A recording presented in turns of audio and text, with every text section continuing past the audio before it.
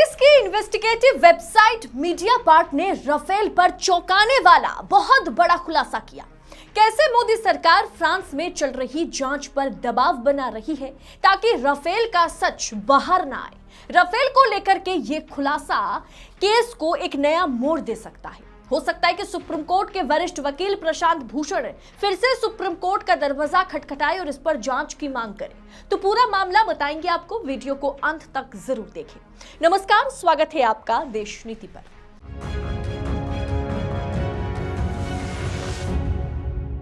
देश नीति, केवल सच्ची और पक्की खबरें। कितना भी छुटकारा पाने की कोशिश मोदी जी कर ले, राफेल का भूत मोदी जी का पीछा नहीं छोड़ रहा।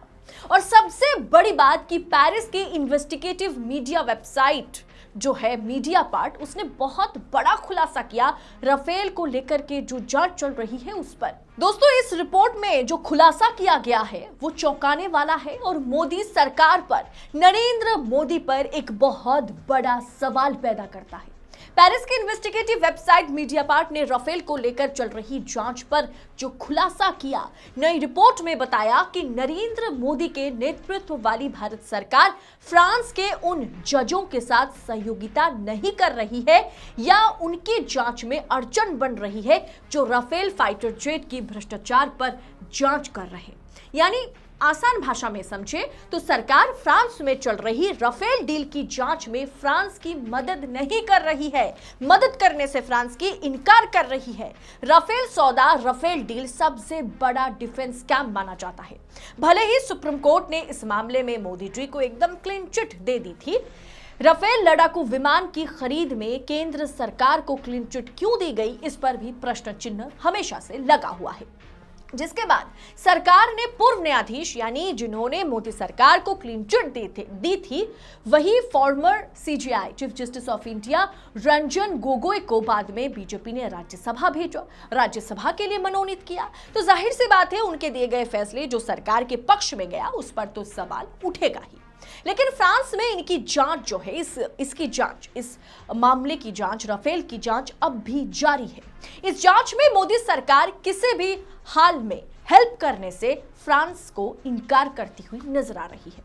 मीडियापार्ट रिपोर्ट के मुताबिक 25 जुलाई 2023 को लिखे गए एक डिप्लोमेटिक नोट में भारत में फ्रांसीसी राजदूत इमैनुअल लेनन ने भारत के साथ आपराधिक मामलों पर सहयोग में आने वाली चुनौतियों का जिक्र किया था। उन्होंने नोट में कहा था कि कई मामलों को भारत ने बहुत लंबी देरी से और अक्सर अधूरे तरीके से निपटाया है। रिपोर्ट में कहा गया कि राफेल पर नवंबर 2022 में संदिग्ध भ्रष्टाचार, पैडलिंग और पक्षपात की जांच शुरू की गई थी फ्रांस में 2 फ्रांसीसी न्यायाधीशों द्वारा। उसे लेकर के अंतर्राष्ट्रीय सहयोग के लिए औपचारिक अनुरोध का पालन करने से मोदी सरकार सिरे से उसे इनकार कर दिया है और कोई भी मदद करने से इनकार करती आ रही है।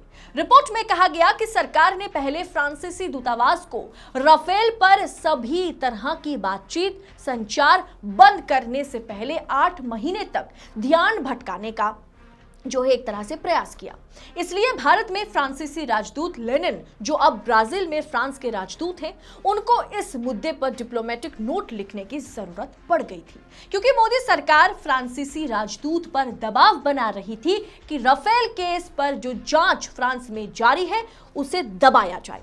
मीडियापार्ट ने यह दावा किया, उनके रिपोर्ट में यह बताया गया कि कैसे फ्रांसीसी और भारतीय सरकारें एक बेहद संवेदनशील जांच को धीमा करने की मंशा रखती थी, जिसमें 3 राष्ट्राध्यक्षों या सरकार शामिल है, जिसमें प्रधानमंत्री नरेंद्र मोदी और फ्रांसीसी राष्ट्रपति इमैनुअल मैक्रों का एक बहुत बड़ा रोल है, जो इस मामले को दबाना चाहते थे, जबकि 2 न्यायाधीशों ने फ्रांस में इस पर जांच शुरू कर दी।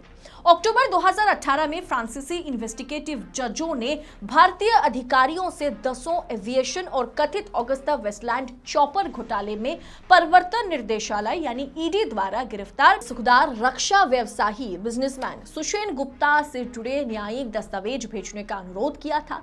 दसों ने 2016 में हुए राफेल सौदे को पाने के लिए गुप्त रूप से भारत के एक बिचौलिए सुषेण गुप्ता को कई मिलियन यूरो का भुगतान किया था, ऐसा दावा किया गया। यह डील एक ऐसे उद्योगपति को दिया गया था जिसने कभी कागज का उड़ान ना बनाया हो, यानी कागज का एरोप्लेन भी उन्होंने नहीं बनाया, उस अनिल अंबानी को ही यह प्रोजेक्ट दिया जाए, इसके लिए नरेंद्र मोदी की भूमिका क्या रही होगी, उस पर भी सवाल उठता रहा और उस पर भी जांच जारी है। फ्रांस में, भले ही भारत में मोदी जी को क्लीन चिट दे दी गई हो, फ्रांस में चल रहे राफेल जांच के बीच कारवां ने एक और बड़ा खुलासा किया था कुछ समय पहले कि how the Modi government is covering up 2 decades of defense corruption to save the Rafale deal. Caravan report के मुताबिक, इसके बारे में मैंने पहले भी जिक्र किया है कि रक्षा मंत्रालय और कानून मंत्रालय के बीच जो बातचीत हुई उसका एक पूरा का पूरा रिपोर्ट जो है कारवां ने पब्लिश किया था। इस नोट से कई बारीकियों का पता चलता है कि कैसे सरकार ने राफेल सौदे की समीक्षा और उसे अंतिम रूप देने के दौरान जो है अपने ही अधिकारियों द्वारा गंभीर और बार बार की गई आपत्तियों का जो है कि उसे एक तरह से नजरअंदाज किया। मतलब सरकारी अधिकारी ने इस सौदे या उस सौदे राफेल सौदे पर तरह तरह की आपत्ति जताई, लेकिन मोदी सरकार उसे तवज्जो नहीं दी। नोट से पता चला कि राष्ट्रीय सुरक्षा सलाहकार अजीत डोवाल फ्रांसीसी प्रतिनिधियों के साथ चर्चा में एक सबसे बड़े प्रतिनिधि के तौर पर वहां पर मौजूद रहे। उन्होंने ही सरकारी अधिकारियों के आपत्ति खारिज कर दिया था। भले ही एनएसए यानी अजीत डोवाल के पास डसॉल्ट एविएशन के साथ बातचीत का हिस्सा बनने के लिए कोई कानूनी मंजूरी नहीं थी, सरकार ने 10 अक्टूबर 2018 को अदालत में प्रस्तुत एक हलफनामे में बातचीत करने वाली टीम के सदस्यों के नाम मेंशन करते समय सुप्रीम कोर्ट से डोवाल की भागीदारी को पूरी तरह से छुपाया था। सवाल है कि अनऑफिशियली एनएसए डोवाल इस डील में शामिल होते हैं, लेकिन केंद्र सरकार ने सुप्रीम कोर्ट के आगे एनएसए डोवाल की राफेल डील में इन्वॉल्वमेंट की कोई जिक्र नहीं की थी। यानी कुल मिलाकर पूर्व सीजेआई रंजन गोगोई ने भले ही सरकार को क्लीन चिट दे दी थी, पर राफेल पर शायद उन्हें उसके चलते इनाम भी मिला हो, राज्यसभा का उन्हें मेंबर बनाया गया, लेकिन राफेल पर आज भी एक बड़ा सा क्वेश्चन मार्क राफेल के आगे और पीछे ना लगा हुआ है और इसका जवाब आगे चल के हो सकता है कि मोदी जी को देना पड़े, मोदी सरकार को देना पड़े, क्योंकि अभी भी फ्रांस में इस पर जांच जारी है और जो 2 न्यायाधीश इस पर जांच कर रहे हैं उस पर भी मोदी सरकार द्वारा दबाव बनाने की और इस केस को रफा दफा करने की कोशिश चल रही है। उन्हें किसी तरह का हेल्प या मदद करने से सरकार इनकार करती हुई नजर आ रही है। वजह क्या है? अगर आपको क्लीन चिट मिली हुई है, अगर आप क्लीन है, आप साफ है, नापाक है, तो आपको सारा का सारा कुछ, अगर जो भी वो लोग मांग रहे हैं या जो मदद आपसे मांगी जा रही है, वो मदद आप करने से कैसे इनकार कर सकते हैं, वो भी इंटरनेशनल पटल पर, जबकि ये एक सबसे बड़ा डिफेंस स्कैम राफेल को माना जाता रहा।